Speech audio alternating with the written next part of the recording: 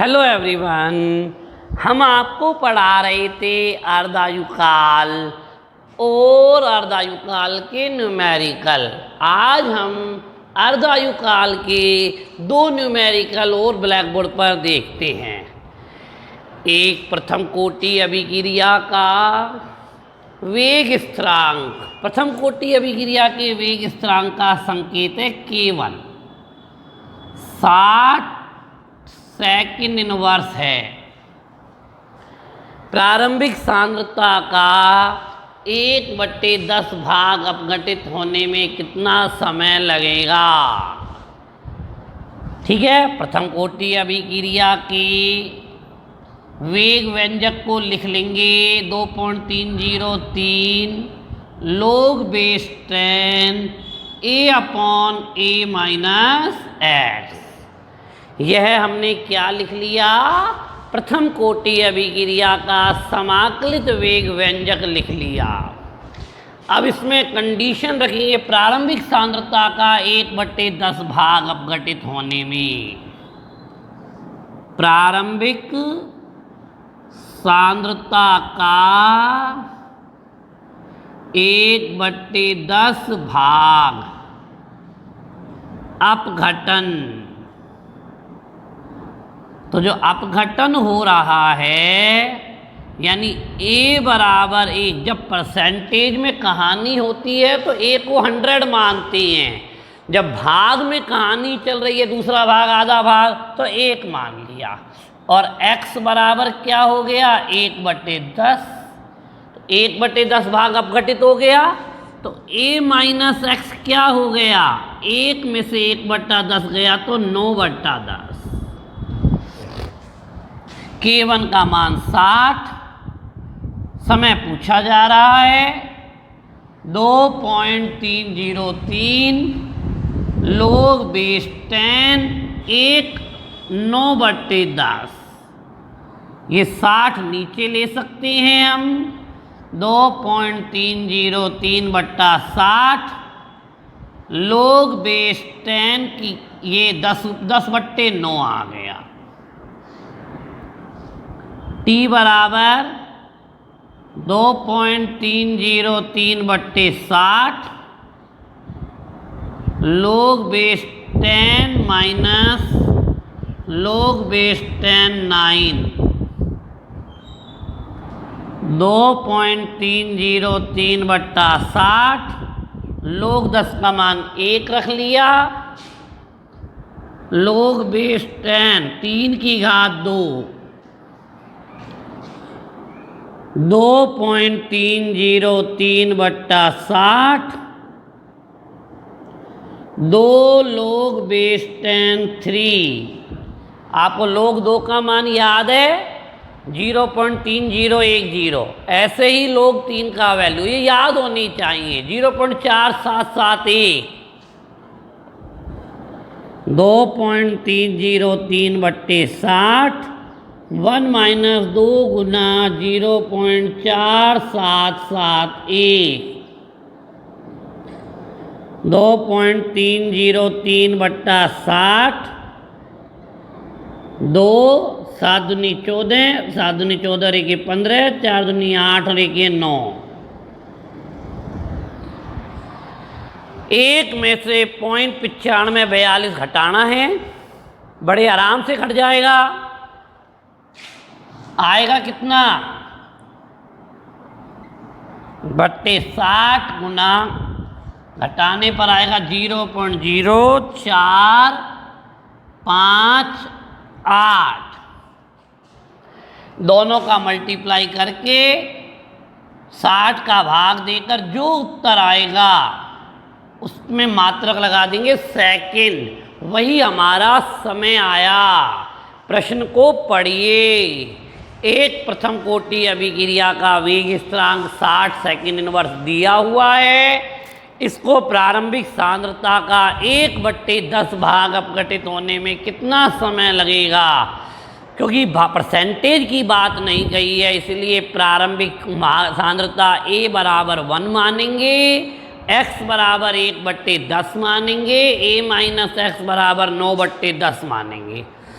ये प्रथम कोटि अभिक्रिया का समाकलित वेग व्यंजक है।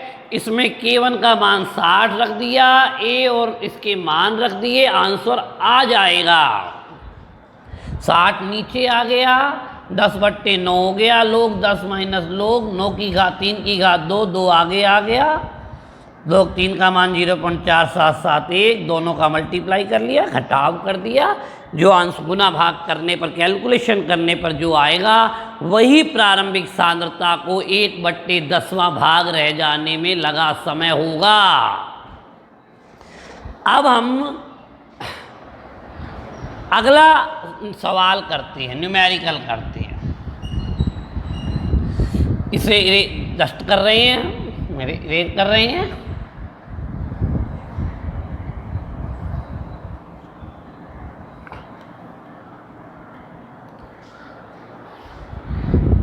C14 का अर्धायुकाल 5770 वर्ष है।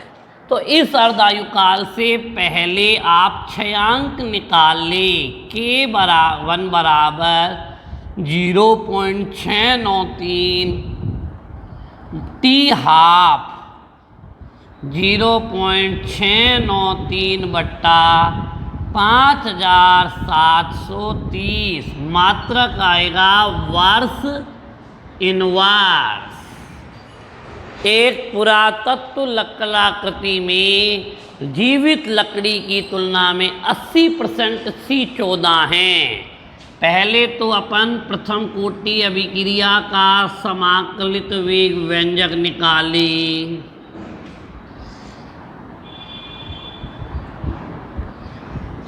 A बराबर 100, तुलना में A माइनस एक्स, यानी बची हुई A माइनस एक्स, विघटित हुआ भाग नहीं कह रहा। यही हमें प्रश्न को पढ़कर समझना है कि वो मान किसका कह रहा है। तो K1 का मान वही ऊपर वाला रखा जाएगा। वो कह रहा है जीवित लकड़ी की तुलना में 80% है, यानी बचा हुआ भाग 80 है, यानी बचा हुआ भाग 80 है। तो इस मान को अब हमें जमाना होगा।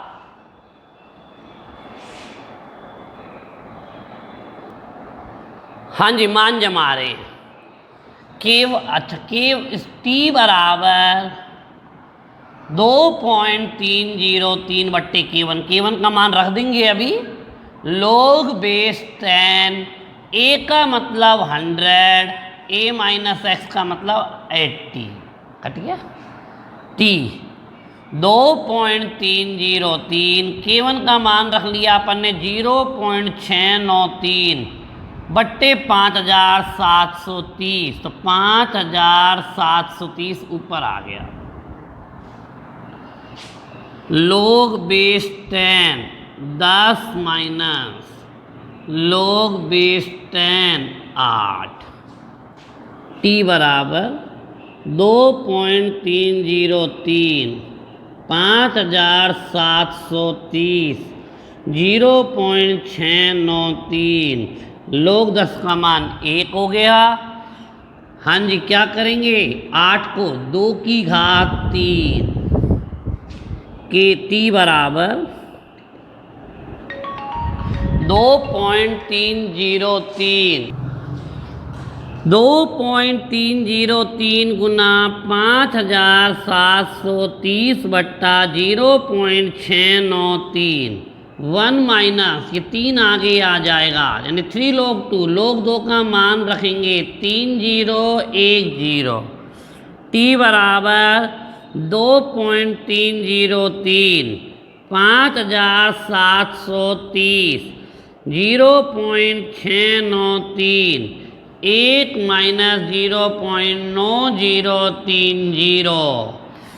ठीक है, तो यहाँ पर अब नेक्स्ट स्टेप में आप समझ रहे होंगे, 2.303 मल्टीप्लाई 5730 गुना, घटाने पर आएगा 0.0970 बट्टे 0.693। कैलकुलेशन से जो भी टाइम आएगा वो वर्ष में उत्तर होगा। जीवित लकड़ी की तुलना में 80% C14 रह गया, उसकी उम्र आ गई। पुनः देखते हैं, हमारे पास प्रश्न में कह रहा है C14 का अर्धायुकाल 5730 वर्ष है। एक पुरातत्व की कलाकृति में जीवित वृक्ष की तुलना में 80% C14 हैं। ठीक है, तो K1 का मान 0.693 बट्टे अर्धायुकाल का मान हमने 5730 रखकर K1 का मान निकाल लिया। K1t बराबर 2.303 log base 10a upon a minus x, a का मान 100, a माइनस एक्स का मान 80। ठीक है, K1 की वैल्यू अपन ने ये रख दी है, log base 10 minus log base 8, बिल्कुल अपने आप होता चला जाएगा। 8 को 2 की घात 3 लिख दिया, 3 आगे लिख दिया, log 2 का मान रख दिया, घटाने पर जो आंसर आया उसमें मल्टीप्लाई कर दिया। तो हमें क्या सीखना है? प्रश्न की भाषा सीखनी है। प्रश्न की भाषा बताती है ये 80% है, यानी बची हुई मात्रा, प्रारंभिक मात्रा a, बची हुई मात्रा a माइनस एक्स और विघटित मात्रा x। ऐसे प्रश्नों को जितना ज़्यादा हम करेंगे, हमें प्रश्न की भाषा, प्रश्न की थ्योरी समझ आएगी।